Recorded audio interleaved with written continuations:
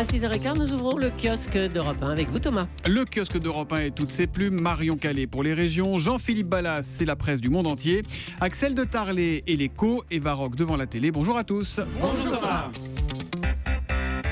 On commence avec vos quotidiens nationaux. Il y a de la rentrée dans l'air ce matin, rentrée scolaire en une du Figaro. Najat Vallaud-Belkacem sous pression, alors que le principal syndicat d'enseignants, le SNES, appelle à une grève dès septembre pour protester contre le maintien de la réforme des collèges. Autre rentrée, celle du MEDEF, dont l'université d'été s'ouvre tout à l'heure.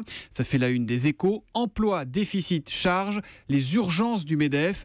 Notez que tout à l'heure à 8h20, le patron des patrons, Pierre Gattaz, fera sa rentrée sur Europe 1, invité de Jean-Pierre Elkabbach pour l'interview politique.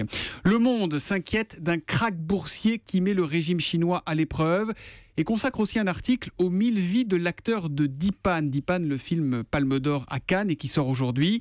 Film d'une actualité criante puisque, comme l'écrit l'Humanité en une, Jacques Audiard montre le visage des migrants sans visage. En l'occurrence, ce sont des Sri Lankais.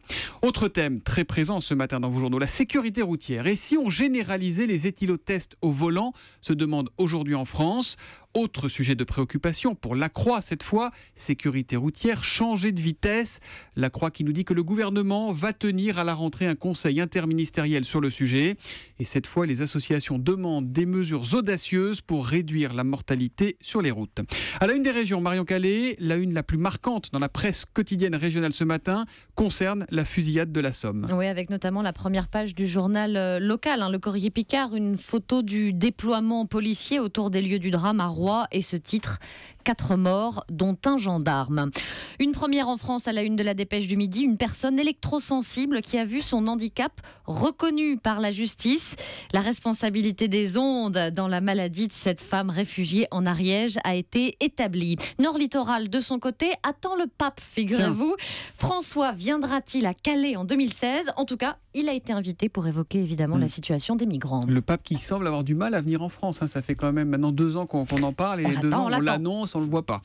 Sinon, ce matin, vous nous parlez, Marion, d'un monsieur qui a le sourire en une du Courrier de l'Ouest et pourtant. Et c'est vraiment l'image du jour. On vous l'a mise d'ailleurs sur Twitter avec le mot dièse de un matin. Vous dites mot dièse, vous. Oui, c'est ça. C'est Julie qui s'est fâchée contre vous avec le hashtag ? Non, pas du tout. Non. On est d'accord, Julie ? Hashtag me dérange pas, je sais même pas ce que ça veut dire. Ça veut dire mot dièse. Bref. Allez, mots-clés un matin. On y voit en tout cas un vieil homme dans les airs, tout sourire, les mains levées. Marcel Sutot vient de réaliser il y a une dizaine de jours son premier saut en parachute et ce, à 94 ans. Non. Il avait tout simplement envie d'accompagner sa sœur. 80 ans. Ah bah oui, elle était trop jeune pour y aller toute toute seule. Ouais. La photo est géniale. La photo est absolument géniale. Vraiment, on vous la recommande. Il est un peu palo quand même. Regardez ça sur europe1.fr. L'ancien chef d'entreprise de la région de Cholet, décoré de la Légion d'honneur dans les années 80, presque blasé, malgré une chute libre quand même, à 220 km/h. C'est une sensation très agréable, explique-t-il au Courrier de l'Ouest.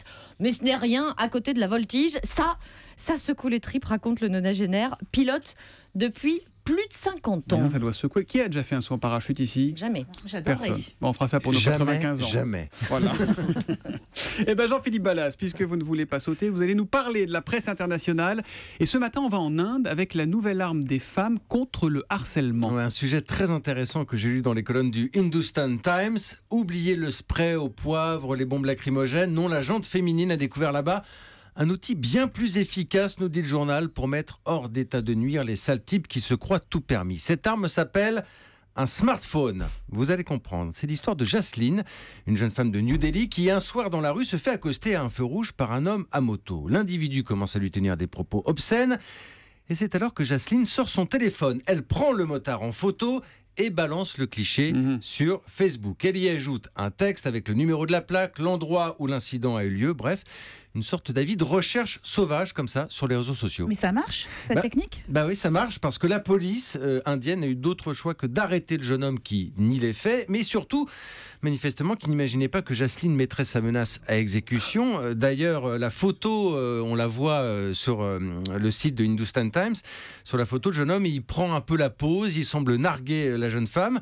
Parce que oui, les femmes victimes de harcèlement ont souvent du mal à être prises au sérieux, et pas qu'en Inde d'ailleurs. D'ailleurs, Jacqueline raconte que ce qui l'a plus choqué, outre l'attitude du motard bien sûr, c'est la passivité totale de tous les témoins de la scène. Pas un n'est intervenu. Mais aujourd'hui, ce nouveau système, nous dit le journal, prend de l'ampleur en Inde, qui cite d'autres exemples de femmes harcelées dans les avions, en voiture, qui ont dégainé leur smartphone et qui ont diffusé la photo sur les réseaux sociaux. Il démontre, nous dit le quotidien, il démontre que ce genre d'incident est plus fréquent que ne le disent les autorités. Ces femmes courageuses envoient un message puissant grâce au plus puissant des médias. Et ça se passe en Inde, mais il faut oublier qu'en France, 100% des femmes ont déjà été harcelées à des degrés plus ou moins importants dans les transports chez nous en France. Axel de Tarlet, oui, c'est vous. Oui.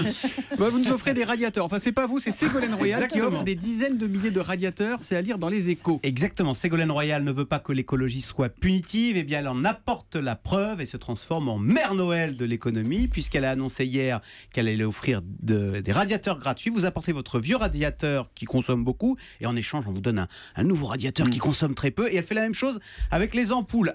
Vous apportez vos vieilles ampoules, enfin 2 vieilles ampoules, et à la place on vous donne une ampoule LED qui consomme très peu, parce que Ségolène Royal le dit, il faut que ma transition écologique soit populaire. C'est très bien tout ça, Axel, mais qui va payer pour tous ces radiateurs et pour toutes ces ampoules? Alors, qui va payer? Vous l'avez bien dressé, Marion Calais. Les sous dans la popoche. Non, rien n'est gratuit. Alors cette offre, d'abord, on va calmer tout le monde, elle est limitée, il y aura que dizaines de milliers de radiateurs offerts, alors qu'il y a un tiers des foyers qui se chauffent à l'électricité. Et les ampoules gratuites seront offertes uniquement aux personnes à petite retraite. Je cite Ségolène Royal. Mais, donc ça va coûter quelques millions d'euros, et finalement c'est très peu par rapport aux milliards d'euros qu'on accorde pour fabriquer de l'énergie verte qui coûte très cher. Et finalement, pourquoi pas, plutôt que de fabriquer l'électricité verte, l'électricité la moins chère et qui pollue la moins, c'est celle que nous ne consommons pas. Je veux dire, avant de fabriquer la nouvelle énergie, c'est peut-être plus intelligent de commencer à réduire notre consommation d'énergie, et ça va coûter beaucoup moins cher, parce que je vous rappelle que les subventions à l'énergie éolienne et photovoltaïque, c'est plusieurs milliards d'euros chaque année. Donc finalement, c'est une mesure plutôt intelligente que d'essayer, avant de produire de nouvelles énergies vertes, de réduire notre consommation d'électricité. Sinon, vous invitez Axel de Tarlet à dîner. Il paraît qu'il arrive à chaque fois qu'un radiateur sous le bras pour l'heure de midi. Et Varroc, on va regarder la télé ce soir, M6, 20h55. Les otages du désert, c'est nouveau ça. Ah oui, c'est nouveau, c'est une série espagnole assez surprenante. On vous a mis la bande sonore espagnole en fond.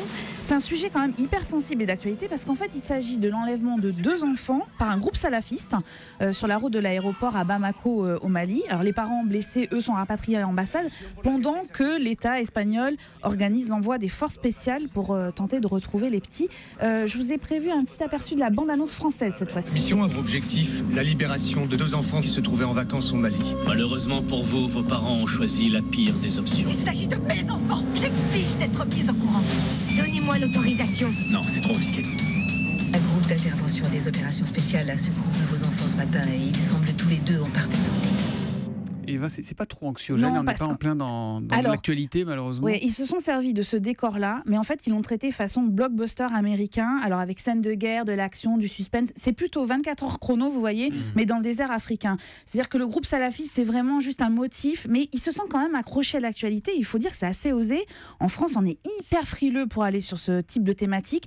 Aux États-Unis, un peu plus, Jean-Philippe, c'est vrai, avec Homeland par exemple. Homeland, oui. Bonne série. Mais ils sont sous l'angle politique. En France, on a aussi le Bureau des légendes sur Canal+, qui est pas mal. Pareil, mais aussi encore une fois sous l'angle politique et pas sous l'angle avec des grandes scènes d'explosion. Petit bémol, ça peut marcher. Avec 2 bémols quand même, c'est que ça se veut ultra réaliste, et en fait il y a quelques scènes invraisemblables, plus une histoire d'amour évidemment entre une des tireuses d'élite et le capitaine Sanchez. Et petit problème de programmation, les 3 épisodes de 70 minutes chacun sont diffusés ce soir, c'est-à-dire que vous commencez et vous finissez la nuit avec. C'est-à-dire qu'autour de la table, je pense qu'à la fin du premier épisode, il va y avoir des absents demain matin pour le kiosque. Les otages du désert sur M6 ce soir à partir donc de 20h55. Rideau sur le kiosque.